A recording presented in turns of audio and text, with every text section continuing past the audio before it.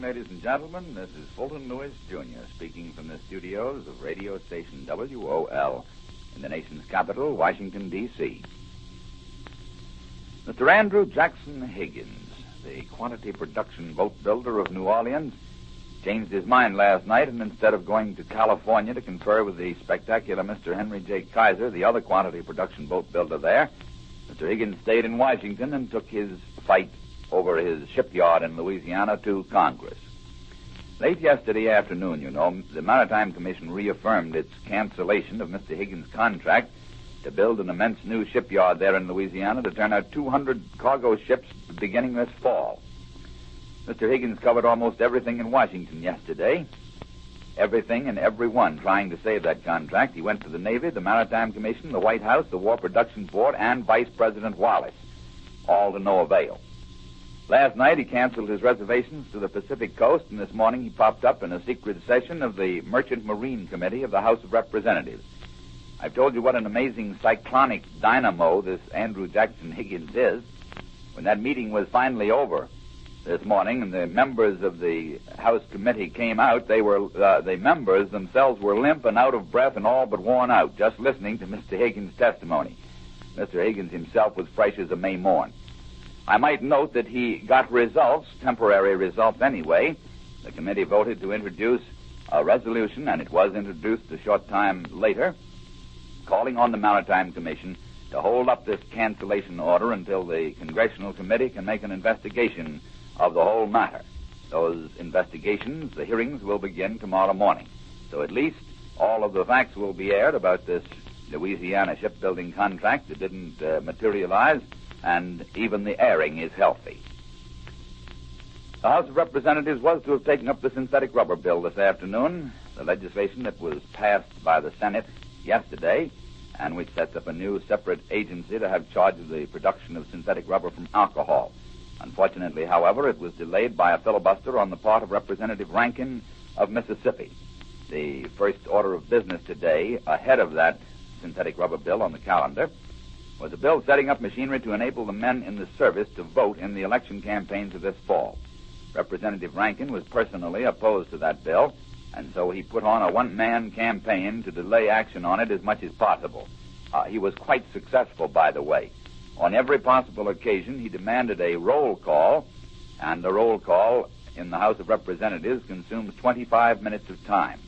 Representative Michener of Michigan demanded that the Speaker rule Representative Rankin out of order for obstructing government business, but Speaker Rayburn said that he was reluctant to do that, so it dragged on and on late into the afternoon. The net result is that they did not get around to the synthetic rubber bill. In the meantime, the Rubber Reserves Corporation backed down on one point that's been hanging fire for a long time in their in their general rubber program. Months ago, a man by the name of Harold A. Sims of Texas tried to get the government to authorize a scrap rubber reclaiming plant at Fort Worth, Texas, with a capacity of some 30,000 tons of rubber per year. That was the incident in which Mr. Sims was told, you probably remember it, that he would have to have engineering plans, detailed specifications, a complete program and plan that would cost him about $50,000 in engineering fees. When he failed to produce those plans, he failed also to get a contract from Mr. Stanley J. Crossland, who runs the Rubber Reserves Corporation. Today, however, the Rubber Reserves Corporation seems to have changed its point of view. It quietly reversed that original decision, and it gave Mr. Sims his contract to be financed half by Mr. Sims and half by the government, a $500,000 plant at Fort Worth, Texas. So there are facilities for handling 30,000 tons of scrap rubber in addition to all of the rest of the rubber program, which helps that much more. I learned this afternoon that the Navy Department is convinced that German submarines operating along the Atlantic seaboard and in the Caribbean are not refueling in Latin American countries, certainly not to any appreciable extent. Reports that they have been refueling in Latin America have been going the rounds for some time, as you know. You probably have heard speculation on that score. Navy officials point out, however, that there are very strong reasons why that is impractical. For one thing, it's what you might call a time bottleneck, a time limit on the endurance of a submarine crew. They are never allowed on deck, from the time that they leave their home port until they return. They never see the light of day. They never see the stars of the moon at night, and it's impossible to keep those men of the crew on duty for longer than 6 or 7 weeks at a time. It might be worthwhile to refuel on this side of the Atlantic, but only if it could be done at some place where the crew could come ashore for a couple of days of sunshine and rest. And the Navy has been and is combing the entire Latin American coastline for any slightest indications of a spot of that kind. Furthermore, they say that the Latin American governments in the Caribbean area are cooperating completely and perfectly and enthusiastically to prevent any such thing. They believe that there may be cases in which German submarines are getting small amounts of provisions from agents ashore. For instance, it's possible that a German submarine may surface at night in some remote spot well offshore and send a rubber raft or a small boat ashore to keep a few fresh fruits or vegetables. That's valuable because it helps keep up the morale of the crew. But they say there is no evidence of anything more extensive than that. In those recent arrests that were made in several Central American countries, the persons who were seized apparently were making preparations for contacts of that kind. Another thing that Germany is known to have tried to get in small quantities in Latin America is lubricating oil. There is a shortage of lubricating oil, and a very serious one in Germany, as you probably know. There are a couple of other points, too. The fact that the submarines can carry only so many torpedoes, and it would be pretty difficult to get a new supply on this side, and it also would be difficult to load the torpedoes aboard, even if they could get them, without adequate loading facilities and something in the way of a naval base. Now, I have one bit of good news for you tonight, news on the encouraging side of the gasoline and oil shortage situation in the eastern seaboard states. A contribution toward a solution, at least. It is only in the making, but it definitely is on its way. And it has to do with the oil fields in the state of Illinois. It's highly desirable, of course, that we get just as much production as possible from those Illinois fields because, as you've heard many, many times, the shortage in the east is due to a lack of transportation facilities. And if we can get oil from Illinois instead of from Oklahoma and Texas, it means that the oil has to be shipped only 1/3 as far, which actually multiplies the shipping capacity of each available railroad tank car by 3. Each tank car can deliver 3 loads to the Atlantic seaboard from Illinois in the time it takes to deliver 1 load from Texas. Last December, Secretary Ickes' Office of the Oil Coordinator issued a new set of regulations.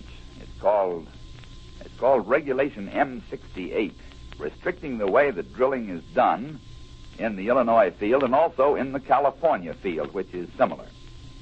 He says that the purpose of it was conservation and the saving of the steel pipe that's used in drilling a well, all of which is highly meritorious, except that the actual result of that M68 order has been to cut down the actual amount of oil produced by the Illinois field to the extent of 114,000 barrels of oil per day, less now than was being produced last December. That's a lot of oil, 114,000 barrels a day, when you stop to consider that the present shortage on the Atlantic seaboard is only about 250,000 barrels a day. The oil producers from Illinois have been protesting for months, and the only reason the general public in the East has not been protesting far more loudly than the Illinois oil producers is that the public didn't know about it. All of those protests, however, have fallen on deaf ears. Mr. Ickes has turned them down adamantly time after time. Finally, Senator Scott Lucas of Illinois got stirred up about it, and when the recent bill to authorize a pipeline and a barge canal across Florida to help relieve the oil shortage in the East was on its way through the Senate, Senator Lucas proposed an amendment that would overrule Mr. Ickes' regulation, and that began to bring results. Mr. Ickes suggested that they hold a conference, which they did, but he still was disinclined to do anything about it. Then all of a sudden, it developed somehow or other that a new regulation had been drafted in the Office of the Oil Coordinator, preparatory to being issued by the Deputy Oil Coordinator, Mr. Ralph Davies, who came to Washington from the Standard Oil Company of California. This regulation was actually in typewritten form, altering Regulation M68 for the oil industry out there in California, but not doing anything for the oil industry in Illinois. Senator Lucas insisted that if the regulation was not changed for Illinois, too, he would put through his amendment to the pipeline barge canal bill that was then on its way through the Senate. Mr. Ickes finally came through with a promise to do so. He said that he first would have to send a group of experts to Illinois to make a survey on which to base the change of regulation, but that the change would be made. Those experts have been sent to Illinois. Their report will be forthcoming in a week or so, and presumably so will the revision of Regulation M68. There's some difference of opinion as to exactly how much of an increase this change will produce in actual oil production. The Illinois operators say it'll be about an increase of about 125,000 barrels a day or better, which would be half of the shortage right there. The Office of the Oil Coordinator says that it will be less than that, but they give no exact estimate. In any event, it's a clear gain over what we're getting now, and that helps. Meanwhile, there's still another ray of hope for relief in this tight Eastern oil situation. This one is given by experiments which are now being conducted in the matter of clay pipe for oil pipeline systems instead of steel pipe. All of our pipelines in the past have been made from steel, but there's not enough steel available now for any extensive new lines, as you know. That is one of our chief difficulties and one of the principal reasons why there's an oil shortage on the eastern seaboard. But this experiment with clay pipe opens up some entirely new possibilities and some very bright ones. I'm told that plans are now fairly well along for the construction of a 65-mile baked clay pipeline from the Mississippi oil fields to the Mississippi River. The line will be a gravity line, and it won't require any pumping equipment. And if it works out all right, it probably will become a part of a far more extensive system which will dump oil from the Texas and southern fields by clay pipe, barge line, steel pipe, more clay pipe, right into the center of the eastern area where oil now is scarce. That's the top of the news as it looks from here, ladies and gentlemen. Until tomorrow evening, good night.